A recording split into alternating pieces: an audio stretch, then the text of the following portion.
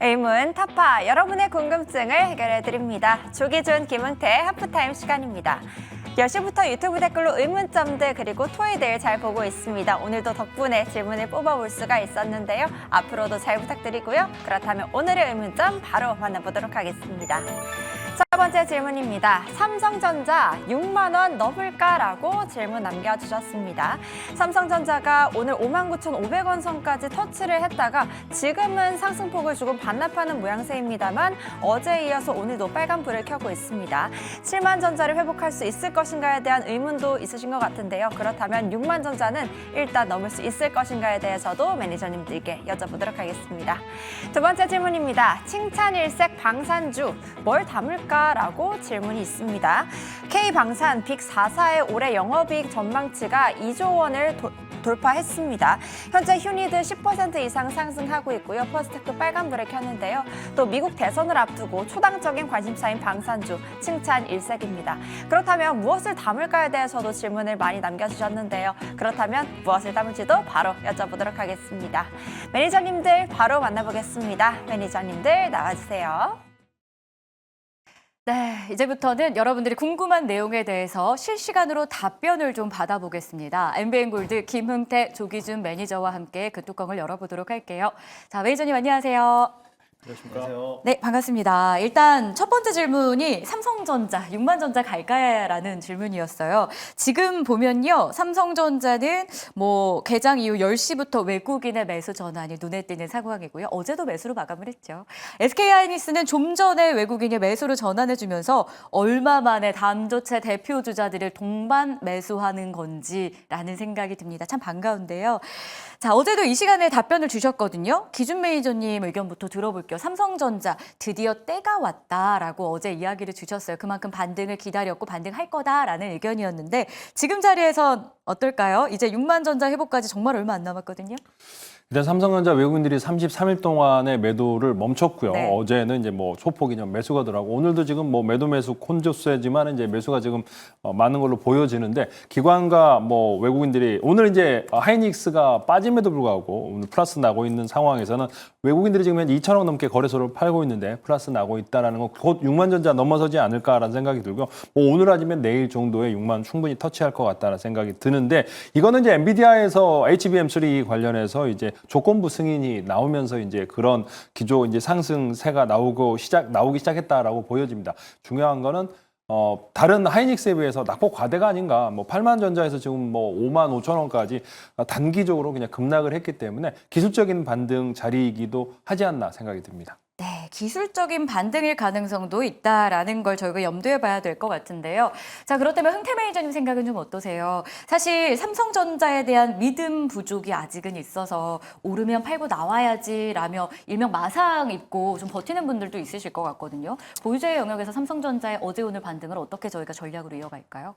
일단은 오늘도 어제에 이어서 연속적으로 반등하는 것 자체가 조금 의미 있다라고 볼 수가 있겠는데요. 네. 아무래도 어제 이제 엔비디아가 이제 삼성전자에 대해서 어떻게 보면 조건부 승인을 또 걸었잖아요. 그렇기 때문에 그만큼 엔비디아가 아무래도 SK 하이닉스라든지 마이크론에 대해서 수요 공급하는 거에 대한 문제가 있기 때문에 그에 따라 삼성전자에다가도 어느 정도에 대한 조금 더 시장에 대한 점유율을 줄 수 있다라는 좀 그런 뜻으로 좀 해석할 수가 있는데 그것 때문에 좀 반등하는 모습을 보이지 않을까라고 보고 있습니다. 근데 오늘 삼성전자가 거의 한 2%까지도 올라왔을 때도 불구하고 오늘 시장에 대한 지수 자체는 아직은 좀 힘이 없다라고 볼 수가 있겠어요. 그만큼에 대해서 시장에 대한 수급들이 돌지 못하고 있는 현상이기 때문에 오늘에 대한 반등은 크게 의미를 부여하는 것보다 그만큼 저점에서 올라왔다라고 볼 수가 있고요. 오늘 만약에 그런데도 불구하고 수급이 이만큼 돌지 않았다는 거는 어제도 외국인들이 사실 15만 주밖에 이제 매수를 안 했다는 거죠. 장중에는 100만 주가 넘게 매수하고 있다가 막판에 또 던져가는 모습을 보일 수 있었기 때문에 오늘도 마찬가지로 외국인들이 소폭 좀 들어온다 하더라도 아마 이게 휩소 자리일 수도 있으니까는요. 크게 의미 부여하는 것보다 일단은 6만 전자가 돌파된다라고 하면 그때가 이제 박스권 상단에 안착하기 때문에 그때부터 진짜 반등이 나올 수도 있으니까는 일단 보유자분들은 당연히 보유하는 전략으로 좀 보시면 좋겠고 그 전에 나는 이제 지금 저점에서 좀 올라오면 팔겠다라고 하신 분들은 아마 그거에 대해서 염두를 할 수 있는 사람들이 굉장히 또 많기 때문에 아마 그렇게 반등했을 때는 또 갑자기 또 세론으로서 팔 수 있고 그 반대적으로 외국인들이 또 수급이 들어올 수 있기 때문에 굳이 팔 자리는 아니다라고 보시면 될 것 같습니다. 네, 굳이 팔 자리는 아니다. 그래도 일단은 저희가 버텨보자라는 삼성전자, 하이닉스 의견도 간략하게 들어봐야 될 것 같은데 삼성전자가 2%가량 상승을 하자 하이닉스는 그만큼이 빠지고 있습니다. 이 하락을 저희는 어떻게 받아들여야 돼요, 매니저님?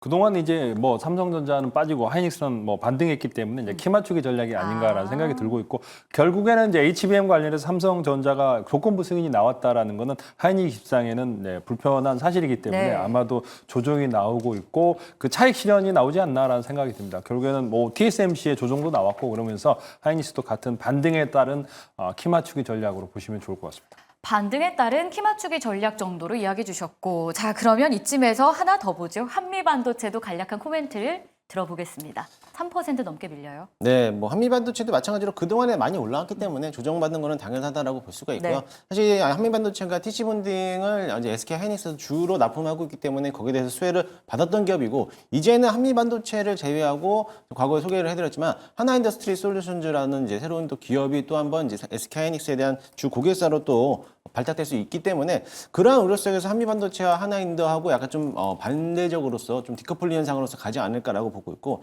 사실 한미반도체는 그전에 그동안에 많이 HBM에 대한 TC본동 장비로 기대로서 수급을 많이 땡겼고 많이 올라왔기 때문에 조정받는 거는 조금 더 조정 나오지 않을까 그렇기 때문에 지금에서는 들어가는 자리보다는 이제는 정리를 조금씩 해놓는 비중을 좀 축소해두는 자리가 될 수도 있다라고 볼 수가 있겠습니다. 네, 삼성전자의 반등, 외국인의 매수, 육만전자, 눈앞 오늘의 키워드가 되는 것 같습니다. 그에 따라서 반도체 전반적으로 전략을 좀 들어봤고요. 그리고 두 번째로 가장 많이 여러분들이 댓글을 달아주신 게 방산주에 대한 이야기였어요. 1년 동안 꾸준히 상승한 방산주인데 이제는 뭐 실적까지 서프라이즈를 보여주면서 기대감을 높이고 있습니다. 기준 매니저님 지금 자리에서의 전략 어떨까요?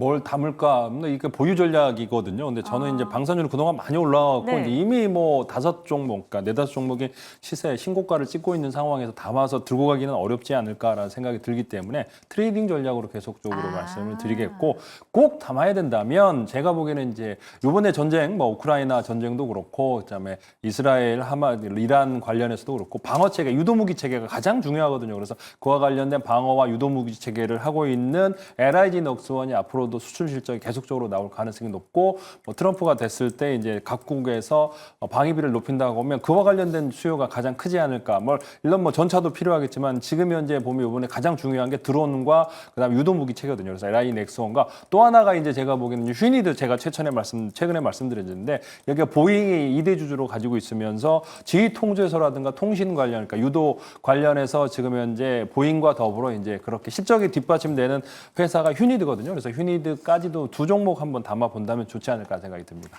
알겠습니다. 자, 근데 전쟁 이슈가 있어야 방산주도 움직이는 거기 때문에 참 양날의 검 같다라는 생각도 듭니다. 전쟁은 빨리 끝나야 되는 거긴 한데 방산주를 보유하셨다면 이 모멘텀은 놓칠 수가 없는 상황이고요. 방산주 안에서의 전략 그리고 좀 눈여겨보시는 종목이 있을까요? 저는 뭐 아직까지 방산을 좀 봐도 되지 않을까라고 보고 있어요. 왜냐하면 지정학적 리스크가 끊임없이 잔존하고 있는 가운데 얼마 전에도 이제 이스라엘이 이란을 공격하면서 어떻게 보면 군사기지를 타격을 했다는 소식이 나왔는데 이란에 대한 방공 시스템이 문제가 나왔다라는 게 이제 시장에서 이제 부각이 됐다라는 거죠. 그것 때문에 오늘 시장에서도 마찬가지로 유도무기라든지 아니면 방공 시스템, 드론 관련된 섹터들이 강한 흐름을 보이고 있는데요.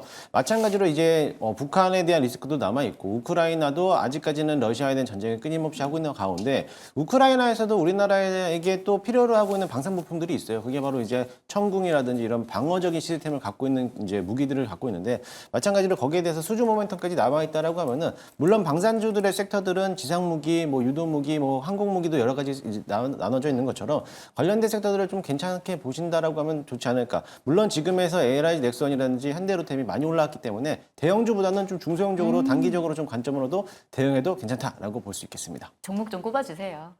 잠시 후에 소개해드리겠습니다. 알겠습니다.